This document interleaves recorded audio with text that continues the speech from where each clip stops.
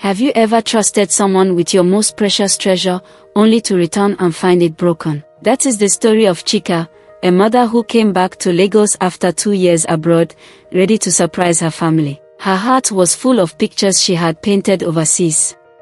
Pictures of her children, Ada and Chidi, running to hug her at the door of their Suralere home. She didn't call. She wanted to see the shock of joy on their faces. She got a taxi from the airport, the familiar Lagos heat and honking a strange comfort. But as her driver navigated the thick evening traffic in Oshodi, a different picture began to form. Through the dusty window, her eyes caught a familiar small frame by the roadside. A little girl, her shoulders slumped, holding a tray of sachet water. "No, pure water," the voice called. It was a voice Chika knew in her bones. "Ada."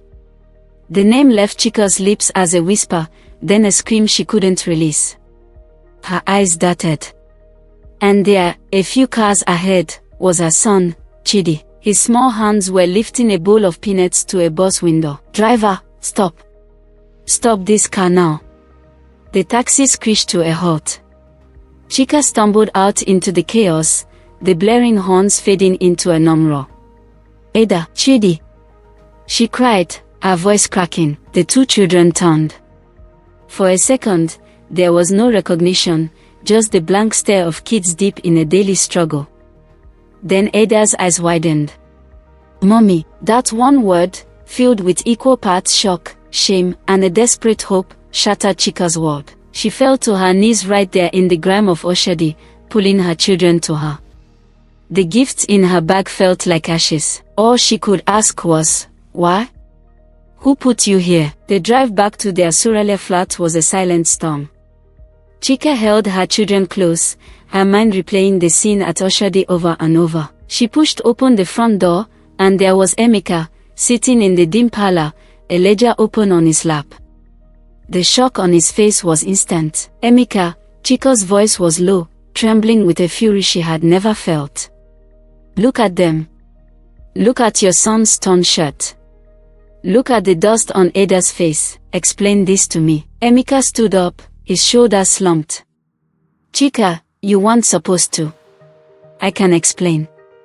The business. The import deal collapsed. The container was seized at the port. Everything is gone, so your solution was to send our children into the streets." Chika's voice rose, cutting through his excuses. "To hawk water in that madness. They are 10 and 8, Emeka. It was just for a short time," he pleaded. "My family said. They said it would teach them resilience. That is how we all learn the value of money." Just then, the door swung open. It was Auntie Nkechi, Emeka's older sister, her voice sharp as she entered.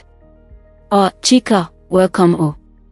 I heard you came back." Instead of shouting, "You should be thanking us. We are building these children. The world is hard." Chika turned to her, devastated. "Building them? By risking their lives in traffic? This is not building, Nkechi. This is a betrayal. My children are not tools for your failed plans or your outdated lessons." The room fell heavy. Emeka's silence confirmed it all, a broken promise, pressured by family and desperation. The duty to protect had been traded for a twisted idea of toughness.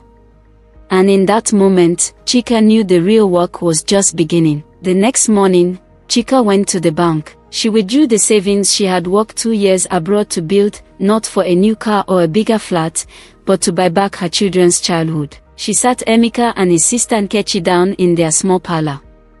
Her voice was calm but carried the weight of a final decision. "The debt is cleared. From today, Ada and Chidi are off the streets. Their education is not a negotiation." Emeka, shamed into silence, could only nod. The pressure from family had broken him, but Chika's action rebuilt a boundary he had lost. Weeks later, the change was tangible. The sound of school uniforms rustling in the morning replaced the anxious silence of preparing for hawking. At dinner one evening, Chidi looked up from his plate. "Mommy, my teacher said my maths is improving." Ada added, "I told her you helped me." A simple statement, but it filled the room with a warmth that had been missing for years. Emeka finally met Chika's gaze. "I am sorry," he said, the words heavy with regret. "I lost my way." Chika placed her hand over his. "We found it again. Together." And so, the story turns to you. What is the lesson here? That a parent's first duty is to protect, not to profit. That using a child as a financial tool is a betrayal of the deepest trust. No cultural excuse, no family pressure, no temporary hardship justifies trading their safety and innocence for income. Their childhood is a sacred space. Guard it. If this story spoke to your heart, then you understand the mission of this channel. We tell the tales that reflect our truths. Subscribe for more stories that speak to the heart of African family life.